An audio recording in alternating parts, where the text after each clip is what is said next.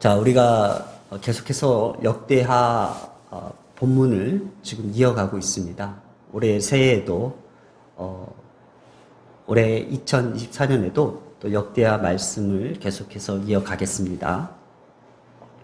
우리가 역대하 3장에 솔로몬이 성전 건축을 본격적으로 제작하는 과정에서 문 앞에 있는 두 기둥을 먼저 세우고 그 다음에 성전 안 기물들을 제작하는 과정이 역대하 4장에 이어갑니다.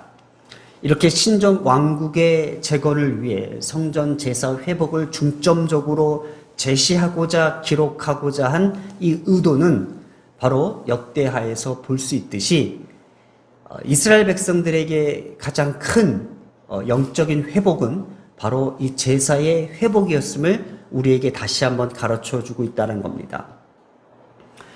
우리가 지난 역대하 3장에서요, 성전 건축에 착수하여 이 성전 본체와 현관의 두 기둥을 건축한 내용을 다루었고, 이어 성전에 비치할 각종 기구들을 제작하는 첫 번째 내용은 무엇일까라는 것입니다. 그래서 2절에 보면은 또 놋을 부어 바다를 만들었으니 라고 기록하고 있다는 거예요. 여기서 바다를 뜻하는 것은요, 바로 성전 기구를 가지는 함축전 의미가 좀 강합니다. 모세의 성막 시대로 거슬러 올라가면은 제사장들이 정결 예식을 위해서 씻는 물두멍 같은 기능을 하고 있다는 것입니다. 그러나 솔로몬 시대 때 와서는 이 제사의 개념이 더 커짐으로써, 더 확대됨으로써 이 물두멍보다도 이 바다의 개념으로 씻기 위한 큰 기구를 만들었다는 겁니다. 우리가 보통 우리나라 말에도요, 물이 많이 흘러 넘칠 때에 야, 한강물 같다라고 하듯이 이 바다의 비유를 통해서, 이 바다의 모양을 통해서, 형태를 통해서 정말 제사장들이 씻을 만한 큰 물두멍이 같은 내용을 함축적으로 의미하고 있다는 겁니다. 그래서 오늘 이 놋 바다를 제작한 내용이 무려 2절부터 5절까지 이렇게 자세하고 이렇게 많이 등장한 것은 바로 솔로몬이 성전 기구를 첫 번째 등장시키면서 주는 의미가 무엇일까라는 거예요.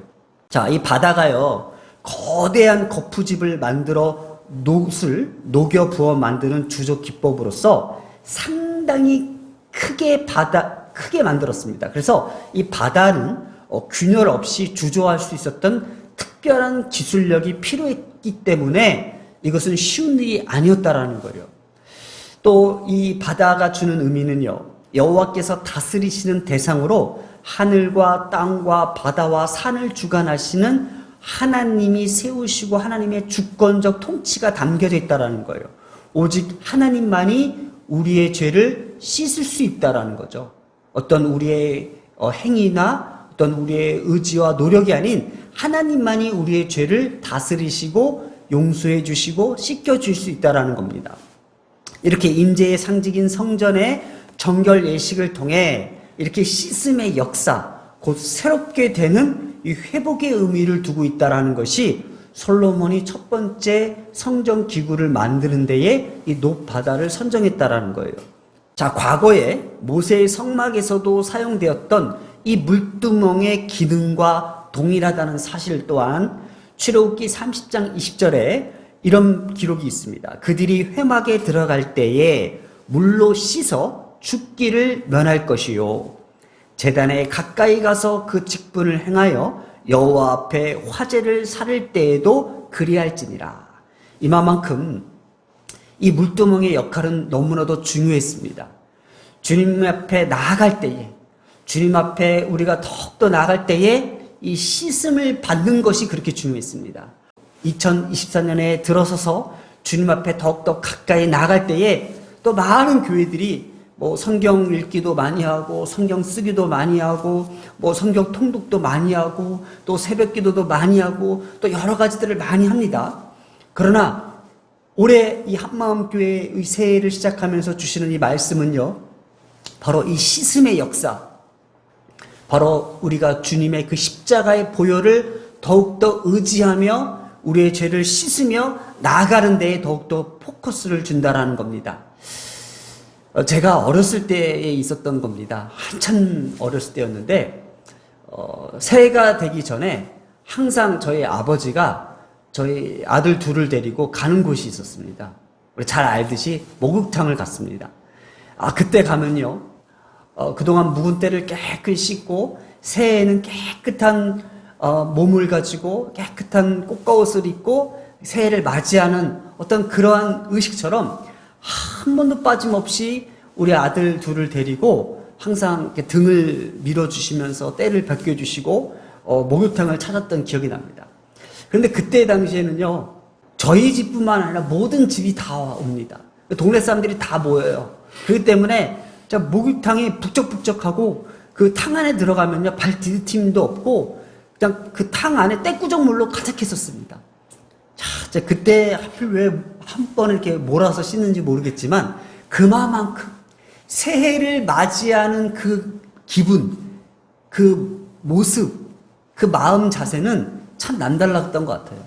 마찬가지로 우리가 새해를 맞이하면서 뭔가 행위적으로 열심을 보이는 것도 중요하지만 정말 우리가 그동안 묵었던, 또 기억하지 못했던, 또 깨닫지 못했던 그 많은 죄악들을 주님 앞에 씻음으로써 새해에는 이렇게 새로운 모습으로 주님 앞에 다가가고 나간다는 의미가 있지 않았나 해서 또 우리 한마음교회는 또 하나님께서 이 말씀을 주셨던 것 같아요.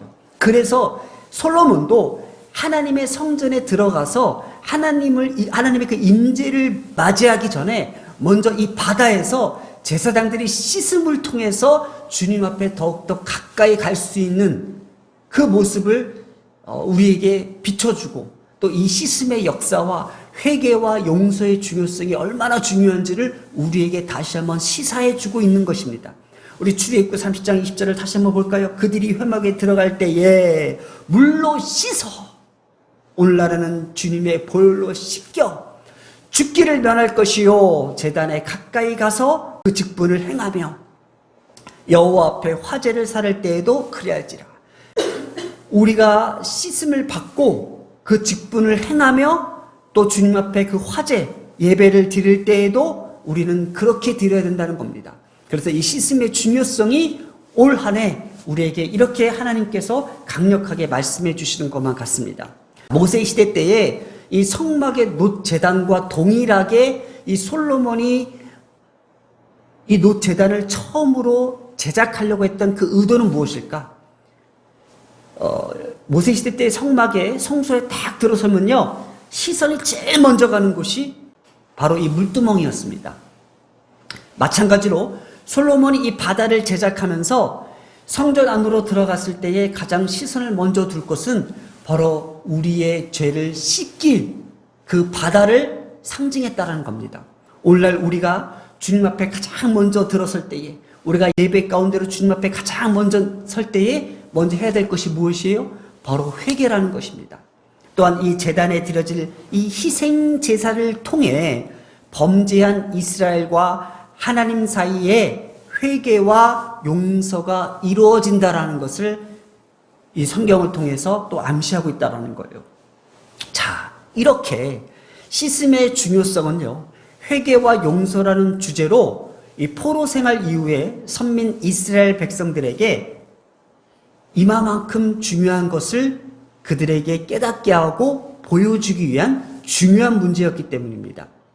자, 그래서 출애굽기 30장 21절에 이와 같이 그들이 수족을 씻어 죽기를 면할지니 이는 그와 그의 자손이 대대로 영원히 지킬 규례니라 라고 기록하고 있듯이 솔로몬도 이 말씀을 중점적으로 기억하면서 중요시 여기면서 이 놋제단의 이 바다를 이렇게 강조하고 있었다는 거예요.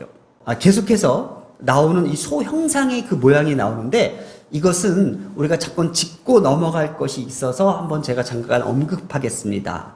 열왕기상 7장 24절에는요, 이 소 형상이라고 하지 않고 박이 새겨졌다고 기록하고 있는데 오늘 역대하에서는 소 형상이 나와서 이게 오해의 소지가 있을 겁니다. 아니, 소로 만든 형상을 여기에다 새겼다고? 그래서 이것이 많은 학자들 사이에서 나오는 이야기들을 제가 한번 펼쳐보겠습니다. 박 모양을 한 일종의 기둥 장식인데 이 글자와 발음상의 유사로 혼돈할 수 있는 것이 바로 이 박과 이 소입니다. 소는요, 빼카임이고요. 발은 페카임입니다. 그래서 아마 필기에 오류가 있지 않았나라는 생각을 보면서 지금 소 엉덩이가 이렇게 형상이 보이는데 이것이 박 모양으로 되어 있어서 아마 어떤 새겨진 형태의 마치 둥근 박 같아 보여 모양이 혼돈일 수 있겠다라는 생각에 이것은 실질적으로 소 형상이 아닐 가능성이 많아 보입니다. 자, 계속해서 6절입니다. 자, 6절은 10개의 물두멍이 등장합니다. 이 10개의 물두멍으로 만들어진 그것을 성전 좌우편에 각각 5씩 배치하였다고 합니다. 바로 이 물두멍은 이 바다와 다르게 번제를 위해 드려지는 것으로 소재들을 씻는 기능을 했던 것으로 보여집니다. 그리고 이 바다는요, 제사장을 위해 이용했다고 합니다. 바로 제사장들이 이곳에서 온몸을 담궈서 씻길 수 있는 그 크기만한 것으로 따로 만들었다는 겁니다. 이렇게 과거에 모세시대 때 성막에서 사용되었던 이 물두멍은 제사장들이 수족을 씻기 위하여 사용되었지만 또 솔로몬 시대에 와서는 제사의 규모가 커졌기에 이 물두멍은 제물로 씻는 용도로 바뀌었고 그리고 바다를 제사장들이 씻는 용도로 사용했다는 겁니다. 자, 이것은 성전 중심에 예배하는 공동체를 뜻하고 있습니다. 제물과 또 제사장들이 씻음을 통해서 이 예배의 중심에서는 함께 그 씻는 것을 통해서 우리의 죄를 함께 씻어 내려가는 것들을 보게 했다라는 거예요. 이렇게 포로 이후에 신정 국가를 회복하기 위해서 첫 번째 시작은 회개에서부터 씻음의 중요성을 지금 강조하고자 했던 것.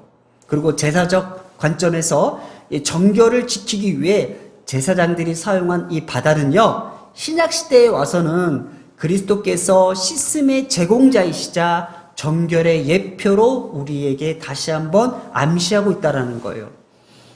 그래서 신약성경 디도서 3장 5절에 우리를 구원하시되 우리가 행한 바 의로운 행위로 말미암지 아니하고 오직 긍휼하심을 따라 중생의 씻음과 성령이 새롭게 하심으로 하셨나이니. 이렇게 신약시대에 와서는 우리가 이러한 것들, 이런 제사의 기구들, 이런 기능들을 통해서 우리가 무엇을 우리가 다시 보게 하냐? 제물을 씻게 하고 제사장들이 씻는 것이 바로 예수 그리스도께서 우리를 위하여 친히 감당하셨구나. 우리의 씻음을 위하여 예수 그리스도의 그 십자가의 보혈에 이토록 우리에게는 값진 은혜구나라는 것을 다시 한번 가르쳐주고 있다는 겁니다. 자, 이것을 아주 자세하게 기록한 것이, 설명하고자 하는 것이 신약성경 히브리서 9장 11절에서 14절 말씀입니다. 쉬운 성경으로 제가 읽어보겠습니다. 자, 그러나 그리스도께서는 지금 우리가 가지고 있는 좋은 것들의 대제사장으로 오셨습니다. 오늘날 성전을 이야기하고 있죠. 그는 더 크고 완전한 성막에 들어가셨습니다. 자, 그것은 사람의 손으로 지은 것도 아니며 이 세상에 속한 것도 아닙니다. 그리스도는 단 한 번 지성소로 들어가셨습니다. 바로 지성소로 들어가기 전에 단번에 씻고 또 이것을 번제물을 태우고 하면서 들어가는 과정을 다 생략하고 단번에 들어가셨었죠. 자, 그분은 염소나 송아지의 피가 아닌 자신의 피를 가지고 지성소로 들어가셔서 우리를 죄에서 완전히 자유롭게 해 주셨습니다. 바로 오늘날 우리가 믿고 있는 예수 그리스도의 그 보혈의 피, 바로 우리의 죄를 완전히 자유롭게 하신 그 하나님의 은혜를 말하고 있습니다. 또 염소와 황소의 피와 암소의 죄를 부정한 사람에게 뿌리면 그 육체를 다시 깨끗하게 할 수 있습니다. 자, 그렇다면 오늘날죠, 영원하신 성령을 통해 하나님께서 자기 자신을 완전한 제물로 드린 그리스도의 피는 어떻겠습니까? 라는 거예요.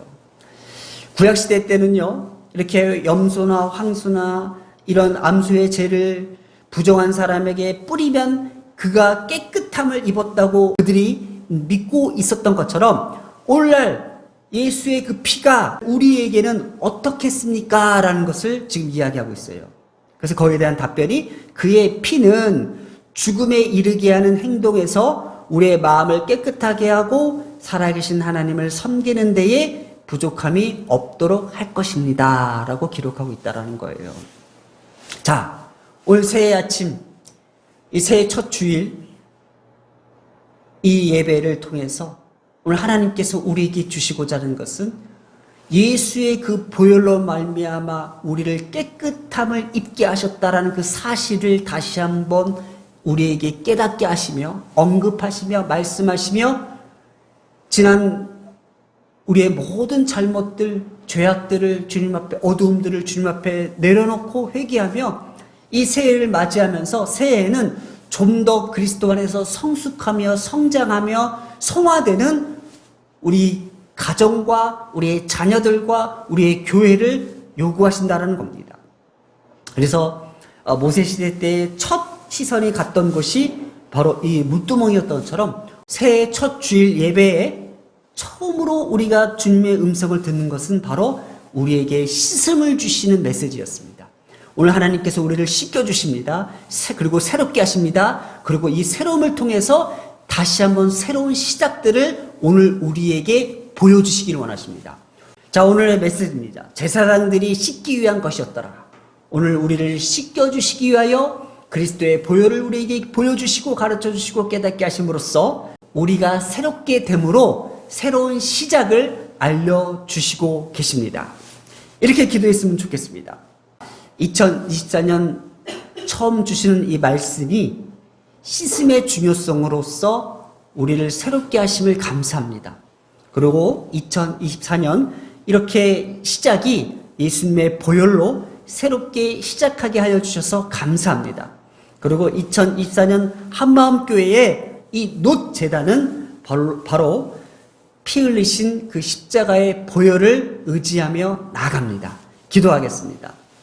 하나님께서 올 새해를 시작하면서 주시는 첫 메시지가 바로 우리를 새롭게 하시기 위한 하나님의 분명한 목적이었음을 감사합니다.